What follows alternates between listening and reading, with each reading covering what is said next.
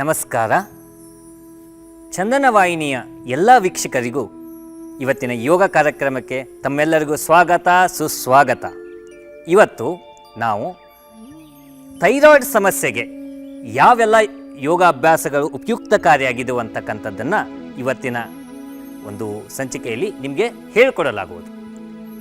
ಮೊದಲಿಗೆ ನನ್ನ ಪರಿಚಯ. ನಾನು ಕಾರ್ತಿಕ್ ಮಹಾಂತೇಶ್ ಬೆಲ್ಲದ್, ಅಂತಾರಾಷ್ಟ್ರೀಯ ಯೋಗಪಟು, ವಿಶ್ವ ದಾಖಲೆ ಸಾಧಕ, ಯೋಗ ಪ್ರವೀಣ, ಯೋಗ ಭಾಸ್ಕರ ಹಾಗೂ ವೃತ್ತಿಯಲ್ಲಿ ನಾನು ಯೋಗ ಶಿಕ್ಷಕನಾಗಿದ್ದು ಯೋಗ ಚಿಕಿತ್ಸಕನಾಗಿದ್ದೇನೆ. ಮತ್ತು ನಮ್ಮ ಒಟ್ಟಿಗೆ ಇಬ್ಬರು ನಿಮಗೆ ಪ್ರದರ್ಶನ ಮಾಡಿ ತೋರಿಸಲಿಕ್ಕೆ ಇದ್ದಾರೆ. ಡಾಕ್ಟರ್ ವಿನೋದ್ ಅವರು ಹಾಗೆ ಡಾಕ್ಟರ್ ಮಂಜುಶ್ರೀ ಅವರು. ಈಗ ಥೈರಾಯ್ಡ್ ಅಂತಂದರೆ ಏನು? ಇವತ್ತಿನ ದಿನಮಾನದಲ್ಲಿ ತುಂಬ ಜನ ಥೈರಾಯ್ಡ್ ಹೆಣ್ಮಕ್ಕಳಿಗೇ ಬರ್ತಾ ಇದೆ ಕಾಯಿಲೆ. ಅದರಲ್ಲಿ ಹೈಪರ್ ಒಂದು, ಹೈಪೋ ಒಂದು. ಆ ಸಮಸ್ಯೆಗೆ ತುಂಬ ಜನ ಒಳಗಾಗ್ತಾ ಇದ್ದಾರೆ. ಅದು ಈ 15 ವರ್ಷದಿಂದ ಮೇಲ್ಪಟ್ಟವ್ರಿಗೆ ತುಂಬ ಕಾಡ್ತಾ ಇದೆ. ಇವಾಗಿನ ಮೊದಲು ಏನಿತ್ತು, 30 ವರ್ಷದ ಮೇಲ್ಪಟ್ಟದವ್ರಿಗೆ ಬರ್ತದೆ ಅಂತಕ್ಕಂಥದ್ದು ಒಂದು ಇತ್ತು. ಇವಾಗ ಹಾಗಲ್ಲ. 15 ವರ್ಷದಿಂದ 20 ವರ್ಷದವರಿಗೂ ಮತ್ತು 25ರಿಂದ 30 ವರ್ಷದವರಿಗೂ, ಹೀಗೆ ಎಲ್ಲ ಏಜ್ ಗ್ರೂಪಲ್ಲಿಯೂ ಕೂಡ ನಾವು ಏನು ಕಾಣ್ತಾ ಇದ್ದೇವೆ ಅಂತಂದ್ರೆ ಥೈರಾಯ್ಡ್ ಸಮಸ್ಯೆಗಳನ್ನು ಕಾಣ್ತಾ ಇದ್ದೇವೆ. ಯಾವೆಲ್ಲ ಯೋಗ ಮಾಡಿದರೆ ಉಪಯುಕ್ತ ಅಂತಕ್ಕಂಥದ್ದನ್ನು ಅತಿ ಸುಲಭವಾಗಿ ಮಾಡಿ ತೋರಿಸ್ತಾರೆ. ನೀವು ಮನೆಯಲ್ಲಿ ಆರಾಮಾಗಿ ಅದನ್ನು ಮಾಡ್ಬೋದು. ಈಗ ಮೊದಲಿಗೆ ತಾಡಾಸನ. ನಿಧಾನವಾಗಿ ಎರಡೂ ಕೈಗಳಿಂದ ಸೈಡಲ್ಲಿ ತಗೊಂಡು ಬರಬೇಕು. ಮೇಲ್ಗಡೆ ಎರಡೂ ಕೈಗಳನ್ನು ನಮಸ್ಕರಿಸಿ ತಲೆಯನ್ನು ನಿಧಾನವಾಗಿ ಹಿಂದ್ಗಡೆ ಬಾಗಿಸ್ಬೇಕು. ಇಲ್ಲಿ ಗಮನಿಸಬೇಕು ಏನಂತಂದರೆ, ಸೊಂಟವನ್ನು ಬಾಗಿಸುವ ಹಾಗಿಲ್ಲ, ಈ ರೀತಿ ಬಾಗಿಸುವ ಹಾಗಿಲ್ಲ. ಇದು ಸ್ಟ್ರೈಟ್ ಆಗಿರಬೇಕು. ಅಂದರೆ ಇದು ತಾಡಾಸನ. ಈಗ ಸರಿಯಾಗಿ ಉಸಿರಾಡಿಸ್ಬೇಕಿಲ್ಲಿ. ಸರಿಯಾಗಿ ಉಸಿರಾಡಿಸಿ. ಉಸಿರಾಟದ ಕಡೆ ನಿಮ್ಮ ಗಮನ ಇರಲಿ. ಸರಿಯಾಗಿ ಉಸಿರಾಡಿಸ್ಬೇಕು. ಎಸ್. ನಿಧಾನವಾಗಿ ಎರಡೂ ಕೈಗಳನ್ನು ನಿಧಾನವಾಗಿ ತಳಗಡೆ ತೊಗೊಂಡು ಬನ್ನಿ. ಉಸಿರು ಬಿಡ್ತಾ ನಿಧಾನವಾಗಿ ಎರಡೂ ಕೈಗಳನ್ನು ತಳಗಡೆ ತೊಗೊಂಡು ಬರಬೇಕು. ಎಸ್. ಇದು ತಾಡಾಸನ. ಈಗ ಮುಂದಿನ ಅಭ್ಯಾಸ ಅರ್ಧಕಟಿ ಚಕ್ರಾಸನ. ಈಗ ಇವರು ಅಡ್ವಾನ್ಸಲ್ಲಿ ಮಾಡ್ತಾರೆ. ಯಾರು ಬರಲ್ಲ, ನಮ್ಗೆ ಮಾಡಲಿಕ್ಕೆ ಬರಲ್ಲ ಅಂತಕ್ಕಂಥವ್ರು ಯಾರು ಇರ್ತಾರಲ್ಲ, ಇವ್ರು ನೋಡ್ಕೊಂಡು ಮಾಡ್ಬೋದು. ಏನು ನಾವು ಮಾಡ್ಲಿಕ್ಕೆ ಬರ್ತದೆ ಅಂತಂತ ಪರ್ಫೆಕ್ಟಾಗಿ ಮಾಡ್ತೀವಿ ಅಂತಕ್ಕಂಥವ್ರು ಇವ್ರು ನೋಡ್ಕೊಂಡು ಮಾಡ್ಬೋದು. ಈಗ ಅರ್ಧಕಟಿ ಚಕ್ರಾಸನ. ಎರಡೂ ಕಾಲನ್ನು ಅಗಲ ಇಟ್ಕೊಳ್ಳಿ.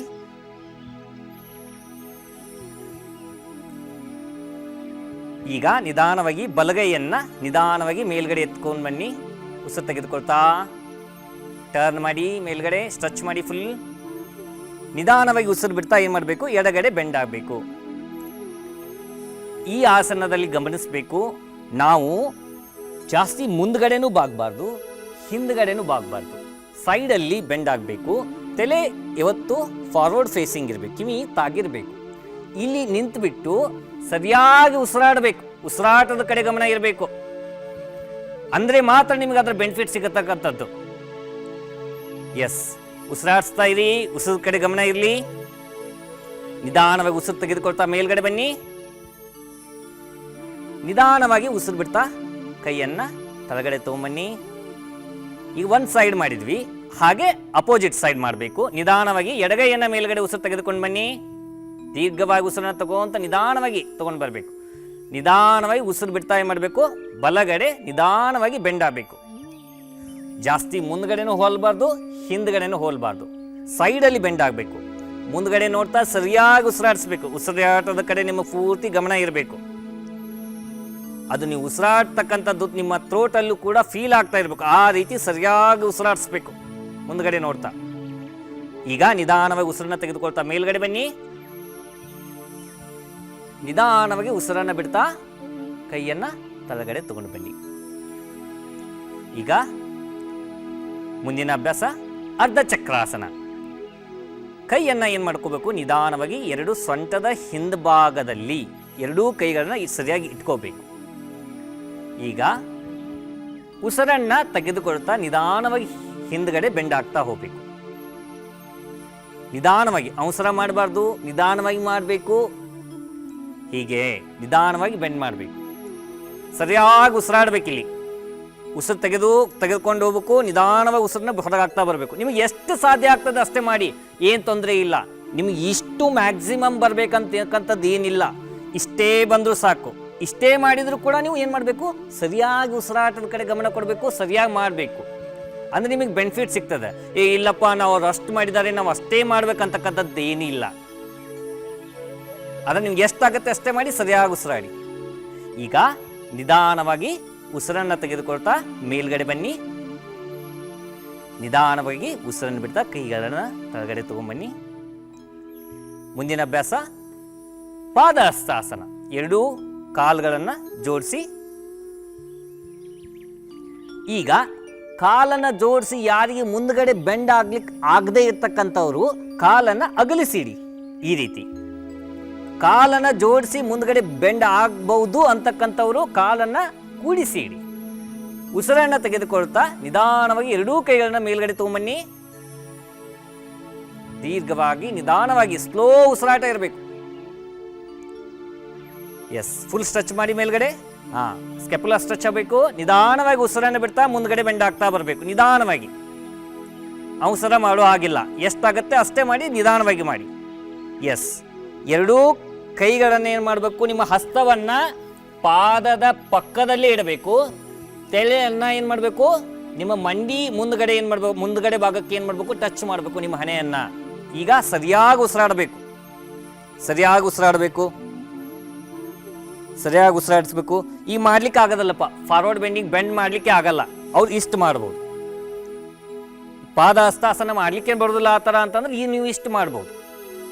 ಆದರೆ ಮಾಡೋ ರೀತಿ, ಮಾಡೋ ವಿಧಾನ, ಉಸಿರಾಟ ಇವು ಎಲ್ಲವೂ ಹೇಗಿರ್ಬೇಕಂತಂದ್ರೆ ಸರಿಯಾಗಿರ್ಬೇಕು. ಅಂದರೆ ಮಾತ್ರ ನಿಮಗೇನಾಗುತ್ತೆ, ಬೆನಿಫಿಟ್ ಸಿಗುತ್ತೆ. ಇಲ್ಲಾಂದರೆ ಬೆನಿಫಿಟ್ ಸಿಗಲ್ಲ. ನಿಧಾನವಾಗಿ ಉಸಿರನ್ನು ತೆಗೆದುಕೊಳ್ತಾ ಮೇಲ್ಗಡೆ ಬನ್ನಿ. ಎರಡೂ ಕೈಗಳನ್ನ ತಗೊಂಡು ಮೇಲ್ಗಡೆ ಬನ್ನಿ. ಫುಲ್ ಮೇಲ್ಗಡೆ ತೊಗೊಂಡು ಬನ್ನಿ, ಮೇಲ್ಗಡೆ ತೊಗೊಂಬನ್ನಿ. ಎಸ್, ನಿಧಾನವಾಗಿ ಉಸಿರನ್ನು ಬಿಡ್ತಾ ಎರಡೂ ಕೈಗಳನ್ನ ತಳಗಡೆ ತೊಗೊಂಬನ್ನಿ. ಇದು ಪಾದಹಸ್ತಾಸನ. ಇವಾಗ ನಾವು ತ್ರಿಕೋನಾಸನವನ್ನು ಮಾಡೋಣ. ಉಸಿರನ್ನು ತೆಗೆದುಕೊಳ್ತಾ ಏನು ಮಾಡಿ, ಬಲಗಾಲನ ಬಲಗಡೆ ಸ್ಟ್ರೆಚ್ ಮಾಡಿ. ಎರಡೂ ಕೈಗಳನ್ನು ಭುಜದ ನೇರವಾಗಿ ತಗೊಂಡು ಬನ್ನಿ. ದೀರ್ಘವಾಗಿ ಉಸಿರನ್ನು ತಗೊಳ್ಳಿ. ಪಾದವನ್ನು ಬಲಪಾದವನ್ನು ಬಲಗಡೆ ತಿರುಗಿಸಿ, ಬಲಪಾದವನ್ನು ಬಲಗಡೆ ತಿರುಗಿಸಿ. ಉಸಿರನ್ನು ಬಿಡ್ತಾ ಏನು ಮಾಡಿ, ಬಲಗಡೆ ಬೆಂಡಾಗಿ.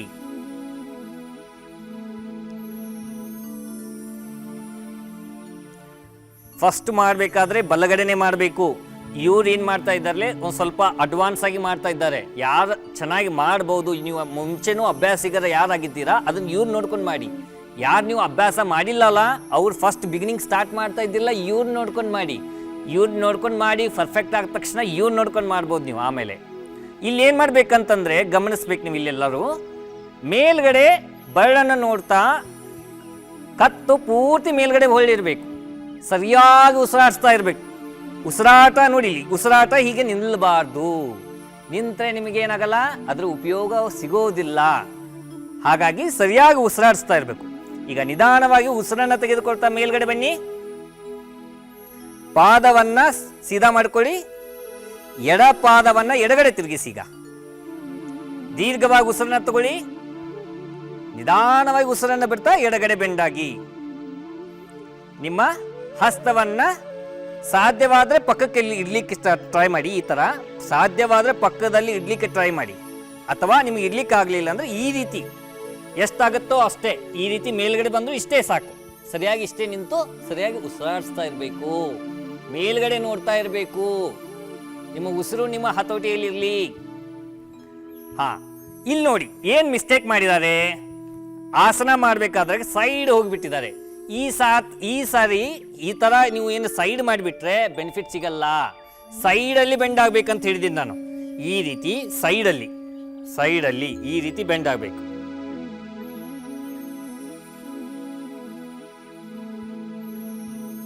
ಪಾದವನ್ನು ಸರಿಯಾಗಿ ತಿರುಗಿಸಿ ಈ ರೀತಿ ಬೆಂಡ್ ಮಾಡಬೇಕು. ಅಂದರೆ ಮಾತ್ರ ಬರುತ್ತೆ ಅದು. ಇಲ್ಲ ಇವಾಗ ಅವರು ಪಾದವನ್ನು ಈ ರೀತಿ ಇಟ್ಕೊಂಡಿದ್ರು, ಅದಕ್ಕೆ ಬರ್ತಾ ಇರಲಿಲ್ಲ. ಹಾಗಾಗಿ ನೀವು ಎಲ್ಲವನ್ನೂ ಗಮನಿಸಬೇಕು. ಇಲ್ಲಿ ನೋಡಿ ಮಾಡ್ತಾ ಇರ್ತಿರಲ್ಲ ವೀಕ್ಷಕರೇ, ಇವನ್ನೆಲ್ಲವನ್ನೂ ಗಮನಿಸಬೇಕು ನೀವು. ನಿಧಾನವಾಗಿ ಉಸಿರನ್ನು ತೆಗೆದುಕೊಳ್ತಾ ಮೇಲ್ಗಡೆ ಬನ್ನಿ. ಎಸ್, ಉಸಿರನ್ನು ಬಿಡ್ತಾ ಕಾಲುಗಳನ್ನು ಕೊಡಿಸಿ ಕೈಯನ್ನು ತಳಗಡೆ ತಗೊಂಡು ಬನ್ನಿ. ಈಗ ಮುಂದಿನ ಅಭ್ಯಾಸ ವಜ್ರಾಸನ. ನಿಧಾನವಾಗಿ ಉಸಿರನ್ನು ಬಿಡ್ತಾ ನಿಧಾನವಾಗಿ ತಳಗಡೆ ಕುತ್ಕೋಬೇಕು. ವಜ್ರಾಸನ ಮಾಡಬೇಕಾದ್ರೆ ಎರಡು ಕೈಗಳನ್ನ ಮುಂದಗಡೆ ತೊಗೊಂಡ್ಬಂದು ಒಂದು ಕಾಲು ಮಡಚಿ ನೆಲಗಡೆ ತಾಗಿಸಿ, ಇನ್ನೊಂದು ಕಾಲನ್ನು ಮಡಚಿ ನೆಲಕ್ಕೆ ತಾಗಿಸಿ ಅದರ ಮೇಲೆ ಕುತ್ಕೋಬೇಕು. ಎರಡೂ ಕೈಗಳನ್ನು ಏನು ಮಾಡಬೇಕು, ನಿಮ್ಮ ಮೊಣಕಾಲಿನ ಮೇಲೆ ಸರಿಯಾಗಿ ಇಟ್ಕೋಬೇಕು. ಮೊಣಕಾಲಿನ ಮೇಲೆ. ಈಗ ಎಲ್ಲರೂ ಅಭ್ಯಾಸ ಮಾಡ್ತೀರಾ ವಜ್ರಾಸನವನ್ನು, ಆದರೆ ಅದರ ಉಪಯೋಗನ ನಮಗೆ ಸಿಗ್ತಾ ಇಲ್ಲ ಅಂತಕ್ಕಂಥದ್ದು ಇರ್ತದ. ಯಾಕೆ ಸಿಗೋದಿಲ್ಲ ಅಂತಕ್ಕಂಥದ್ದನ್ನು ಇವಾಗ ನಿಮ್ಗೆ ಹೇಳ್ಕೊಡ್ತಿದ್ದೀನಿ, ಎಕ್ಸ್ಪ್ಲೇನ್ ಮಾಡ್ತಾ ಇದ್ದೀನಿ. ಈಗ ಎಷ್ಟೋ ಜನ ವಜ್ರಾಸನ ಹಿಂಗೆ ಕೂತು ಬಿಡ್ತೀರ, ಈ ರೀತಿ ಕುಂದಿರ್ತೀರ. ವಜ್ರಾಸನ ಬೆನಿಫಿಟ್ ಏನು? ಇದು ನಿಮ್ಮ ಡೈಜೆಷನ್ ಪವರನ್ನು ಏನು ಮಾಡುತ್ತೆ ಅಂತಂದ್ರೆ ಆಕ್ಟಿವೇಶನ್ ಮಾಡುತ್ತೆ, ಸಮ ಅಗ್ನಿಯನ್ನು ಇಡಲಿಕ್ಕೆ ಹೆಲ್ಪ್ ಮಾಡ್ತದೆ. ಸೊ ಈ ರೀತಿ ಮಾಡೋದ್ರಿಂದ ಕಾಲುಗಳು ಈ ರೀತಿ ಒಂದ್ರ ಮೇಲೆ ಒಂದು ಓವರ್ಲ್ಯಾಪ್ ಆಗೋದ್ರಿಂದ ಏನಾಗುತ್ತೆ, ನಿಮ್ಮ ಡೈಜೆಷನ್ನು ಹದಗೆಟ್ಟು ಹೋಗುತ್ತೆ.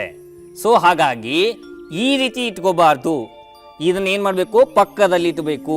ಅಂದರೆ ನಿಮ್ಮ ಎರಡೂ ದೊಡ್ಡ ಬೆರಳು ಟಚ್ ಆಗಬೇಕು ಅಷ್ಟೇ, ಮೇಲ್ಗಡೆ ಬರಬಾರ್ದು. ಅದು ಈ ವಜ್ರಾಸನ ಒಂದು ನಾವು ಉಪಯೋಗ ತಗೋಬೇಕಂತಂದರೆ ಹೀಗೆ ಸರಿಯಾಗಿ ಮಾಡಬೇಕು. ಸೀದಾ ಕುತ್ಕೋಬೇಕು, ಬೆನ್ನು ಹುರಿ ನೇರವಾಗಿರಬೇಕು, ಮುಂದ್ಗಡೆ ನೋಡ್ತಾ ಇರಬೇಕು. ಅಲ್ಲಿ ಇಲ್ಲಿ ಎಲ್ಲಿ ನೋಡ್ತಾ ಇರಬಾರ್ದು, ಮುಂದ್ಗಡೆ ನೋಡ್ತಾ ಸರಿಯಾಗಿ ಉಸಿರಾಡಿಸ್ತಾ ಇರಬೇಕು. ಅಂದರೆ ನಿಮಗೆ ವಜ್ರಾಸನದ ಒಂದು ಲಾಭ ಸಿಗ್ತದೆ. ದೀರ್ಘವಾಗಿ ಉಸಿರನ್ನು ತೆಗೆದುಕೊಂಡು ನಿಧಾನವಾಗಿ ಉಸಿರನ್ನು ಹೊರಗಾಗ್ತಾ ಬನ್ನಿ. ವಜ್ರಾಸನ ನೀವು ಉಳಿದ ಎಲ್ಲ ಆಸನದಲ್ಲಿ ನೋಡಿ ಬೆನ್ನು ಹುರಿ ಡೂಗಾಗಿ ಬಿಡ್ತದೆ. ನೀವು ಪದ್ಮಾಸನದಲ್ಲಿ ಕುತ್ಕೊಳ್ರಿ, ಸುಖಾಸನದಲ್ಲಿ ಕುತ್ಕೊಳ್ಳಿ, ಆದರೆ ವಜ್ರಾಸನದಲ್ಲಿ ಆಗಾಗಲ್ಲ. ಬೆನ್ನು ಉರಿ ಸೀದನೇ ಇರ್ತದೆ, ಸ್ಟ್ರೈಟ್ ಆಗೇ ಇರ್ತದೆ. ಯಾಕಂತಂದ್ರೆ ಅದಕ್ಕೆ ವಜ್ರ ಅಂತ ಕರೆದಿದ್ದಾರೆ. ವಜ್ರದಷ್ಟೇ ನಮ್ಮ ಬೆನ್ನು ಹುರಿ ಬಲಿಷ್ಠವಾಗ್ತದೆ, ಹಾಗಾಗಿ ಅದಕ್ಕೆ ವಜ್ರಾಸನ ಅಂತ ಕರೀತಾರೆ. ಈಗ ಮುಂದಿನ ಅಭ್ಯಾಸ, ಉಸಿರನ್ನು ತೆಗೆದುಕೊಳ್ಳಿ. ಸೂಕ್ತ ವಜ್ರಾಸನಕ್ಕೆ ಹೋಗೋಣ. ನಿಧಾನವಾಗಿ ಉಸಿರನ್ನು ಬಿಡ್ತಾ ಎರಡೂ ಕೈಗಳನ್ನು ಹಿಂದ್ಗಡೆ ತೆಗೆದುಕೊಂಡು ಹೆಬ್ಬೆರಳನ್ನು ಸರಿಯಾಗಿ ಹಿಡ್ಕೋಬೇಕು. ಹೆಬ್ಬೆರಳನ್ನು ಸರಿಯಾಗಿ ಎರಡೂ ಬಟ್ಟಿನ ಅಂದರೆ ನಿಮ್ಮ ಉಂಗರ ಬೆರಳು, ಸಣ್ಣ ಬೆರಳು ಕ್ಲೋಸ್ ಆಗಿರಲಿ.